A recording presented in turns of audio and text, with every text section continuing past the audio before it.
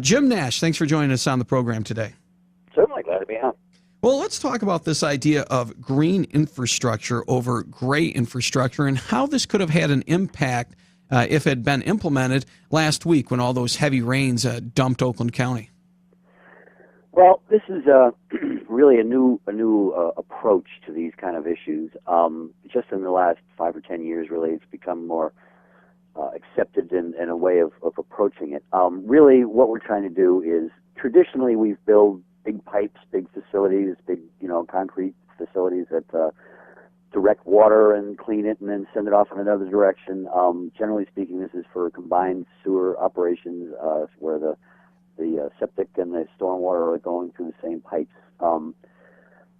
Really, this is something that it's kind of a long-term way of getting to a better way of treating the stormwater. If we can allow property owners to keep it on their own property, and if it doesn't flow off the property and ever get into the system, then we don't have the flooding, we don't have the overflow on these kind of events. What we're trying to do is, other states have programs. It's called stormwater utilities, where in a stormwater basin area, what you're looking for is the impervious spaces, roofs, parking lots, driveways, things that nothing ever soaks into. So it runs immediately off that into a storm drain and then gathers up with all the other storm drains. And if there's too big a storm, it overflows. What this would do is, if you have a large parking lot, you have something called bioswales. Instead of the little humps of grass in a parking lot, it goes down. So when there's water, it runs off into these, where it then infiltrates into the ground slowly. So this prevents it from going off the property. There's also, I'm sorry? Is that rain gardens, or is that something different? Rain gardens are more of a house, a small operation kind of thing. So if for a residential property, really the only two things that are impervious most of the residential properties are the driveway and the roof of the building. So for a rain garden, what you have is or a rain barrel. Like a rain barrel is right at the bottom of a downspout from a roof, so the water goes right into there.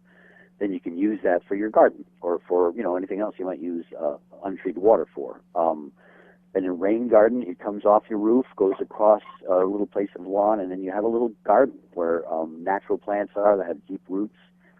This would be you would like dig out a small space and put in pebbles and things so it could collect water easier. And if you do that, then you don't have the runoff that would go to a storm drain. What this would do is, in Florida where they have these kind of things, if you have a large area of impervious surface, normally it would run off into a storm drain. But if you are charged by the square foot of impervious area, and then you mitigate that runoff by putting in a rain garden or a bioswale, then your fees would disappear. You wouldn't have to pay those fees anymore because you've controlled that. So this is a way of economically helping. And not only that, but if you save that water, if you have a cistern or a rain barrel, then you can use that water, and it's no cost to it because it's your own water that came out of the sky. So it's a way of doing this, and especially in a large facility with a large parking lot. You could have, like Lawrence Tech in Southfield, Lawrence Technological University put in a cistern on one of their new buildings, and then they use 20,000 gallons for whatever they want to use for it after every storm. So these are ways of doing it that are economically viable, and they will help people long term, plus they'll solve our problem. We won't have these big stormwater issues over time. Well, let's talk about this rain barrel. I think this is an interesting idea. So people put this at the bottom of their downspouts. What happens in the wintertime? Do you still got to go out there and check it? And is there any problems or any concerns about it backing right back up your storm drain? No, you see, a rain barrel is literally a barrel. You can buy them. Hardware stores have them often now all over the place. You'll have in Oakland County we have several.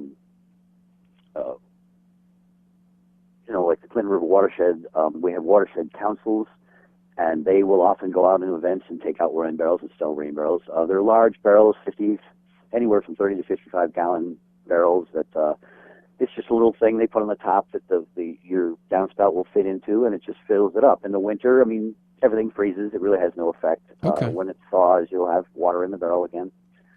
So it has no effect on that kind of thing. And as like same thing with a water garden. Once the ground freezes, I mean, everything's frozen, but when it thaws, everything goes to that again. So. Okay. I just didn't know. I thought my neighbors had one, but I guess I just didn't understand how it worked. It's kind of a neat idea, though. And is it anything that you're not going to drink it, are you? Or can you? No. This is untreated. It's off your roof. I mean, Okay.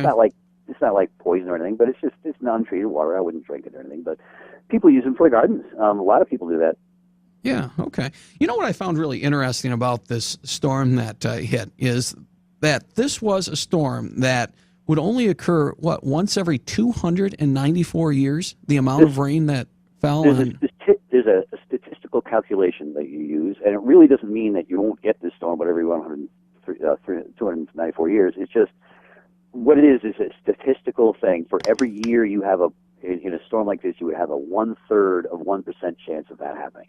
So that's about, it would feel out to 293. 94. It's a mathematical calculation used to look at how often these kind of things would happen. This storm, the last time we had a storm of this much rain and this much time in our recording here in southeast Michigan was, I think it was 1921. So this is something that nobody has seen in most lifetimes here, but it's in other areas like Florida, this kind of rain would be fairly common actually. So it's a more of a geographic location storm calculation. And so when you're talking about this, getting back kind of the green technology here, obviously there's some costs in implementing something like this, but I got to imagine that it looks a lot better than a big parking lot putting something like this in. And we only got 30 seconds left here, but I just wanted you to just kind of comment on that dynamic quickly. Well, really, when you're talking about large projects, a gray infrastructure project is going to be much more costly for a large diversion of rainwater than it would if you did it locally on a basis of each property, because it's a much more operation. You're not just spending a huge amount of capital on these kind of things. Huh. Well, that's very interesting. Jim Nash, he's the Water Resource Commissioner for Oakland County. Thanks for joining us on the program today to talk about these issues.